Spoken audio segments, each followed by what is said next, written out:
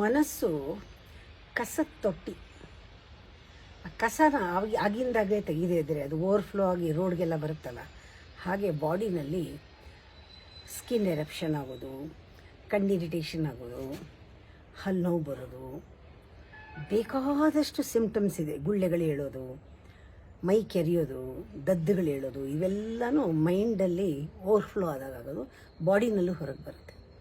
ಅದಕ್ಕೆ ಮೈಂಡನ್ನ first expose ಆಗಕ್ಕೆ ಬಿಡಬೇಕು, ಓಪನ್ ಆಗಕ್ಕೆ ಬಿಡಬೇಕು.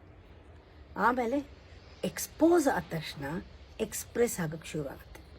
ಆ ಎಕ್ಸ್ಪ್ರೆಷನ್ನೇ ಕ್ಲೀನಿಂಗ್ ದಿ ಮೈಂಡ್. ಆ ಎಕ್ಸ್ಪ್ರೆಸ್ ಆಗಬೇಕು, ಎಲ್ಲ ಹೊರಗೆ ಬರಬೇಕು, ಯಾವುದೂ ಹಿಡ್ಕೊಳ್ಬಾರ್ದು. ಆಗ ಮೈಂಡು ಸಂಕುಚಿತವಾದದ್ದು ವಿಕಾಸವಾಗುತ್ತೆ, ಎಕ್ಸ್ಪ್ಯಾನ್ಷನ್ಗೆ ಬೀಳುತ್ತೆ. ಆ ಎಕ್ಸ್ಪ್ಯಾನ್ಷನ್ ಆಗ್ತಾ ಆಗ್ತಾ ಬುದ್ಧಿ ಲೆವೆಲಲ್ಲಿ ಎಕ್ಸ್ಪ್ಲೋರೇಷನ್ ಸ್ಟಾರ್ಟ್ ಆಗುತ್ತೆ. ಎಕ್ಸ್ಪ್ಲೋರೇಷನ್ ಯಾವಾಗ ಸ್ಟಾರ್ಟ್ ಆಯಿತು? ಕಾನ್ಷಿಯಸ್ ಲೆವೆಲಲ್ಲಿ ಎಕ್ಸ್ಪ್ಲೋಷನ್ ಆಫ್ ಎನರ್ಜಿ. ಎಕ್ಸ್ಪ್ರೆಷನ್ ಬಹಳ ಮುಖ್ಯ.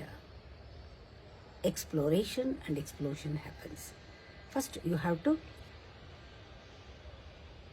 ಎಕ್ಸ್ಪ್ಯಾಂಡ್ ಆಗಕ್ಕೆ ಬಿಡಬೇಕು.